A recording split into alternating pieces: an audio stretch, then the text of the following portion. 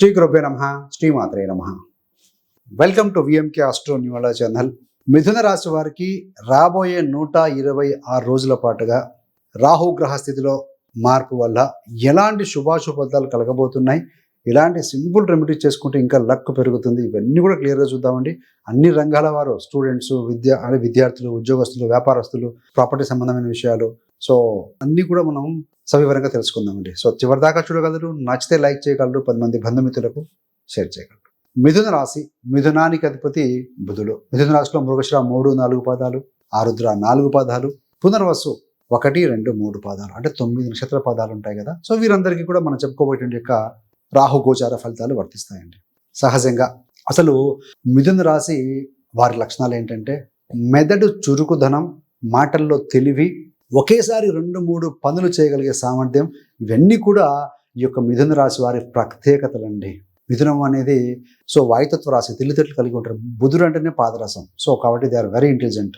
ఈ యొక్క రాహు బలపడుతున్న సమయంలో ఇలాంటి సడన్ టర్నింగ్స్ ఉంటాయి ఏంటి చూద్దామండి.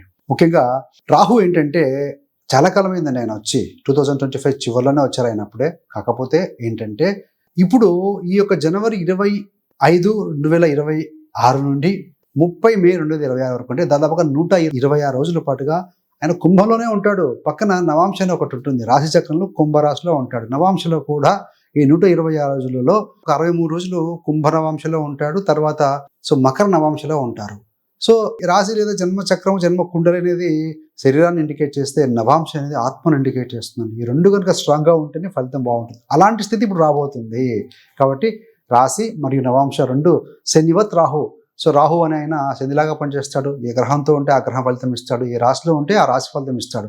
కుంభరాశిలో ఉన్నాడు కాబట్టి సో రాశిలో కుంభంలో ఉంటారు, నవాంశలో కూడా కుంభం మరియు మకరంలో ఉంటారు. సో కాబట్టి బెస్ట్ ఫలితాలు అయితే ఇవ్వబోతున్నారండి. సో స్వీయ నక్షత్రం, సో శతభిష నక్షత్రానికి అధిపతి కూడా రాహువే కాబట్టి అందుకు మనం ఇంత ఘనంగా దీనికి చెప్పుకోవడం అనమాట. చాలా కాలంగా మనం ఏంటంటే రాహు 9వ స్థానంలో ఉన్నారని ఫలితాలు చెప్తూ ఉన్నాం మనం. 9వ స్థానం అంటే ఏంటి?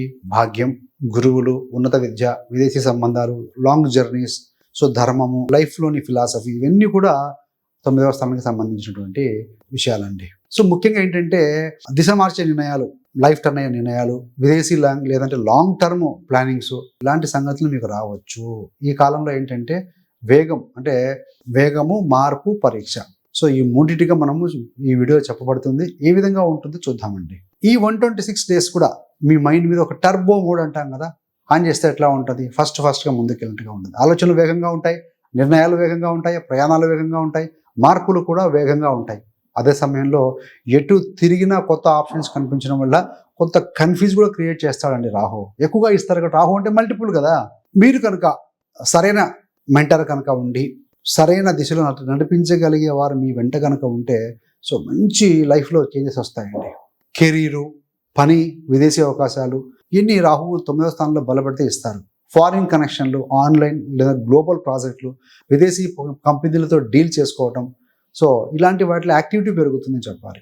మంచి హైయర్ ఎడ్యుకేషను, రీసెర్చ్, ప్రొఫెషనల్ కోర్సులకు సంబంధించి వెళ్ళాలనుకున్న వారికి, ప్లాన్ చేస్తున్న వారికి ఇది ఒక మంచి కాలం అని చెప్పాలి. టెక్నాలజీ సంబంధంగా కూడానండి. డాక్టర్స్కి కూడా శతభిష అంటే 100 మంది డాక్టర్లకు సమానం అంటారు కాబట్టి ఏంటంటే సో వీళ్ళకి కూడా బాగుందని చెప్పాలి. సో ఏదేమైనా కెరీర్లో ఏం జరగచ్చు అయ్యానంటే లాంగ్ టర్మ్గా ఫలితం ఇచ్చే, పెద్ద స్కేల్లో పనిచేసే మరియు జంప్ చేసే అవకాశం ఉంది. అంటే లాంగ్ టర్మ్ ప్రాజెక్ట్ చేసుకోవడం, మంచి ప్యాకేజ్తో ముందుకు వెళ్ళడం అనే లక్షణాలు కనపడుతూ ఉన్నాయి. పాత పని మీద, అంటే కంటిన్యూ చేస్తున్న వర్క్ మీద అసంతృప్తి ఏర్పడటము, సో కొత్త విషయాల ఎందు, కొత్త దారుల ఎందు ఆకర్షణ బలంగా ఉంటుందండి. జస్ట్ చేంజ్ చేసుకోవాలి, కొత్తదనం అనేది కోరుకుంటూ ఉంటారు. ఎంఎన్సీ కంపెనీలు, విదేశీ క్లయింట్లు, ఆన్లైన్, ఐటీ, కమ్యూనికేషన్ రంగాల్లో ఉన్న వారికి ఎక్కువగా విషయాలు, ఇలాంటి వాటి విషయాలు వేగంగా ముందుకు అవకాశాలు వస్తాయని చెప్పవలసింది. సో జాగ్రత్తగా ఉండాల్సిన విషయం ఏంటంటే ఎగ్జైట్మెంట్లో వెంటనే జాబ్ మార్చివేయటం, రీసెర్చ్ చేయకుండా విదేశీ ఆఫర్లను బ్లైండ్గా యాక్సెప్ట్ చేయడం, అంగీకరించడం, స్టడీ వీసా, వర్క్ వీసాల ప్రయాణాల విషయంలో కూడా డాక్యుమెంట్లు లైట్గా తీసుకోకూడదు. క్షుణ్ణంగా చదివి లీగల్ ఒపీనియన్ తీసుకున్న తర్వాత ముందుకు వెళ్ళాలి.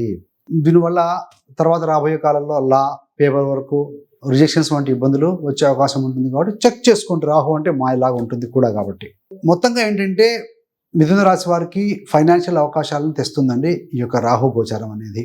ముఖ్యంగా లాంగ్ టర్మ్ ప్లానింగ్ మీద మీరు ఎక్కువగా ఫోకస్ చేస్తారు, షార్ట్ టర్మ్ కంటే కూడా. ఎందుకంటే 9 అంటే లాంగ్ టర్మ్ కూడా కావచ్చు. విదేశీ ఇన్కమ్, ఫ్రీలాన్సింగ్, ఆన్లైన్ ప్రాజెక్టులు, కన్సల్టింగ్ పనుల ద్వారా అదనపు ఆదాయం పెరగడానికి అవకాశాలు బలంగా ఉన్నాయి. అలాంటి అవకాశాలు వస్తాయి అని చెప్పవచ్చు. Foreign currency, stock market, global business, crypto లేదా ట్రేడింగ్ విషయాల యందు కూడా ఆసక్తి బాగా పెరుగుతుంది. ఇవన్నీ ఇక్కడ రాహు ఇచ్చే క్లియర్ మెసేజ్ ఏంటంటే, నువ్వు అర్థం చేసుకున్న విషయాల్లో కనుక నిపుణులైతే డబ్బు నీకు వస్తుందని చెప్తాడు. కాబట్టి ఏంటంటే, without having any knowledge, without having proper guidance, don't enter in to stock market. ఇట్లా రిస్కీ వాటర్ ఎంటర్ కాకుండా దయచేసి. మీరు ఏం చేస్తున్నారో బయట ఎవరికో లాభం వచ్చింది, మల్టిపుల్ టైమ్స్ గెయిన్ అయ్యారని చెప్పి మీకు అవగాహన లేకుండా, స్టడీ చేయకుండా హై రిస్క్ ఇన్వెస్ట్మెంట్ చేస్తే నష్టం కూడా వచ్చే అవకాశం ఉంటుంది. సో ఇది ఒక డిస్క్లైమర్, సూచనలాగా భావించాలండి. అయినా ఫైనాన్షియల్లో ఇన్వెస్ట్ చేసేటప్పుడు ఫ్యూచర్స్ కానీ, ఆప్షన్స్ కానీ, క్రిప్టో ఇలాంటి వాటిలో వెళ్ళే ముందు కనీసం బేసిక్స్ లేకుండా ముందుకు వెళ్ళకండి. బేసిక్స్ ఉంటే నేర్చుకొని ముందుకు వెళ్ళాల్సిన అవసరం ఉంది. ఎవరో ఒకరి మాట నమ్మి పెద్ద పెద్ద పెట్టుబడులు పెడితే కూడా ఇబ్బంది పడతారు. మరి మీ యొక్క మెంటాలిటీ, మనస్తత్వము, మీ యొక్క నమ్మకాల మార్పు, గురువులు, ఇవన్నీ 9వ స్థానం ఇండికేట్ చేస్తుంది. 9వ స్థానం అంటే గురువు, ధర్మము, నమ్మకాలు, లైఫ్ ఫిలాసఫీ ఇవన్నీ ఇస్తారు. సో పాత నమ్మకాలపై ఓల్డ్ అంటే ఫిలాసఫీ మీద కొన్ని ప్రశ్నలు కూడా రేపుతాడండి ఈయన. అసలు ఎందుకు ఇట్లే నమ్మాలి నేను? 9 అంటే ధర్మం కదా, డిఫరెంట్గా ఆలోచిస్తారు. ఎందుకు ఇలా నమ్మాలి, మరొక దారి ఏముంది అనే చర్చలు మీ మైండ్లో మొదలవుతూ ఉంటాయి. సో ఇది 2 రకాలుగా, 2 విధాలుగా కూడా మనకు పనిచేస్తుంది. ఒక పక్క స్పిరిచువల్ సెర్చ్ ఉంటుంది, ధ్యానము, జ్యోతిష్యము, శాస్త్ర అధ్యయనము, పుణ్యక్షేత్రాల యొక్క యాత్రలపై కూడా ఆసక్తి పెరిగే అవకాశం ఉంటుంది. ఇంకో పక్కన తప్పు గురువులు, ఫేక్ మోటివేషనల్ స్పీకర్లు, చీట్ చేసే కోచెస్ వల్ల కూడా ఆకర్షణ కూడా ఉండే అవకాశం ఉంటుంది. కాబట్టి సో ఆన్లైన్ క్లాసెస్, కోర్సెస్ తీసుకునే వాళ్ళు కూడా చెక్ చేసుకొని ముందుకు వెళ్ళాలి. కాబట్టి గురువును ఎంచుకునే ముందు అతని పనులు ఏంటి, అతని చరిత్ర ఏంటంటే, సో అతని ఫీడ్బ్యాక్ చెక్ చేసుకున్నాకనే ముందుకు వెళ్ళండి.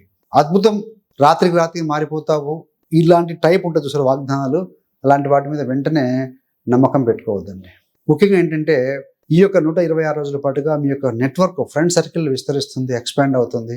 విదేశాల నుండి లేదంటే భిన్న సంస్కృతుల నుండి, డిఫరెంట్ కల్చర్స్ నుండి, భిన్న భాషల వ్యక్తులతోటి పరిచయాలు పెరుగుతూ ఉంటాయండి. సో మరి ప్రేమ విషయంలో, లవ్ లైఫ్లో ఏంటంటే, ఇంటెలెక్చువల్ కనెక్షన్ ఉన్న వ్యక్తుల పట్ల ఆకర్షణ, తెలివితేటలు బాగా చూపించే వారి మీద ఎక్కువ ఆకర్షణ చూపుతారు. కానీ అదే క్రమంలో 2-3 రిలేషన్ ఆప్షన్ల మధ్య కన్ఫ్యూజన్ వస్తూ ఉంటుంది. కాబట్టి సో ప్రేమ అంటే నిజాయితీ, నమ్మకం, గౌరవం. కాబట్టి నిజాయితీగా ఉండండి. మన మ్యాటర్ లైఫ్లో చూస్తే, ఒకరి అభిప్రాయాన్ని ఒకరు గౌరవించుకుంటే కలిసి ట్రావెల్, కొత్త ప్లాన్లు, కొత్త లెర్నింగ్తో మీ యొక్క సంబంధం బాగా బలపడుతుందండి. దాంపత్య జీవితం నేనే రైట్ అనే అహంకారము పెరిగితే ఫిలాసఫీ, నమ్మకాల మీద చిన్న చిన్న తగాదాలు కూడా వస్తాయి. కాబట్టి సో ఈగోలో తీసేసి లెట్ గో అన్న విధంగా ఉండాలి.